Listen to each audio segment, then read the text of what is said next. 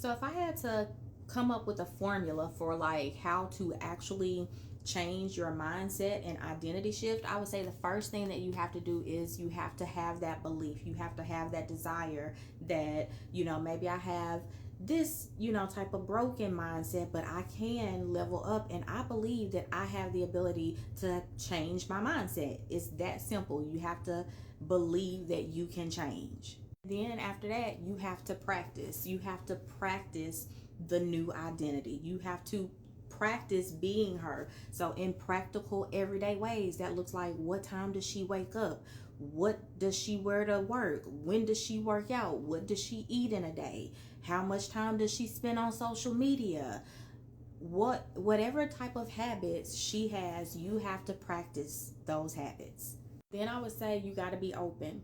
You got to be open to change. You have to be open and willing to change. You have to be willing to get outside your comfort zone. You have to be willing to do some things that may feel uncomfortable, that may feel cringe, that may be unlike anything you've ever done, because you have to think in a different way. You're not thinking like the old version of you, the scared version of you. You're not thinking like that person. You're thinking and coming from the essence of the woman who is confident, who is assured,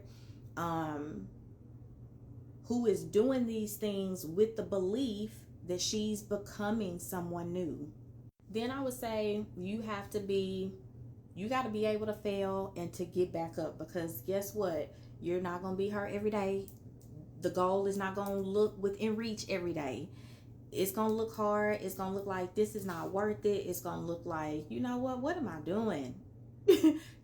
Some days, but you got to expect mistakes are going to happen. You got to expect you're going to have some bad days. That's natural. You got to expect there's going to be some discomfort again, because you are growing. So there is going to be some growing pains there, and you should expect that.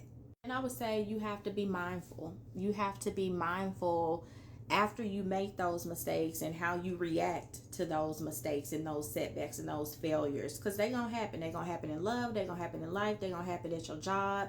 And however you recover from that gives you information about where you are on your journey, and so if you can be in that moment and be like, what did this teach me? What was this supposed to teach me? And did I get the lesson? Because it's going to be easy to go back to the old you. It's going to be easy to stay scared. It's going to be easy to stay in your comfort zone.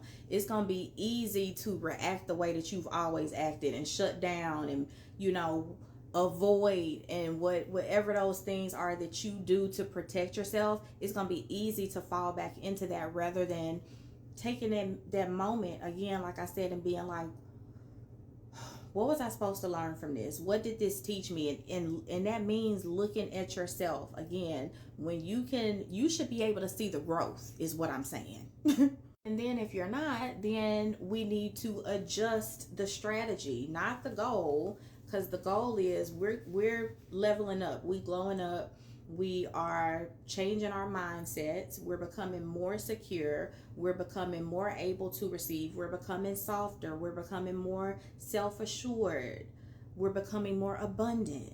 That's the goal. So we're not changing the goal, we changing maybe the strategy for how we get to the goal. If we doing affirmations and it's not working, then maybe you don't need another affirmation, sis. Maybe you need to step into the identity, reacting from your higher self's version, right?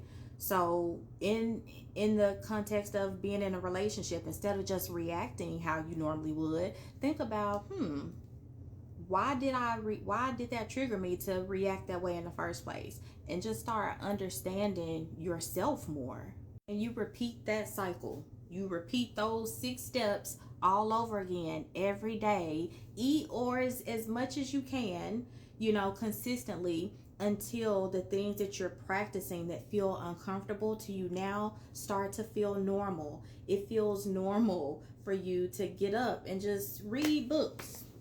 throughout the day. To get up and put yourself together, to get up and go to the gym, to get up and get outside your comfort, or it's not even going to be getting outside of your comfort zone at that point, because, going to the museum or going to the nice restaurant or the nice hotel in the middle of the day for no reason, it starts to feel normal to you, because you have embodied the identity of this person. So it's not scary. It's not outside the norm. This is normal for you to live this nice, soft, abundant life.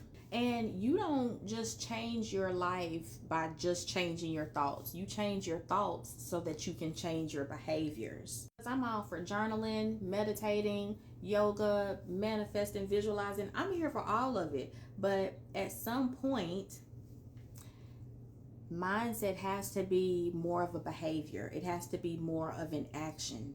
If those are the things that are keeping you from doing the thing, from taking action, from getting outside of your comfort zone, from filming the podcast or going to the class or going to this place over there or starting this business or doing whatever action it is that you need to take, if all of that reading books and stuff is taken away from that, then it's just a distraction. It is a healthy, legitimate distraction that your brain created to keep you stuck in the old version of yourself. Does that make sense?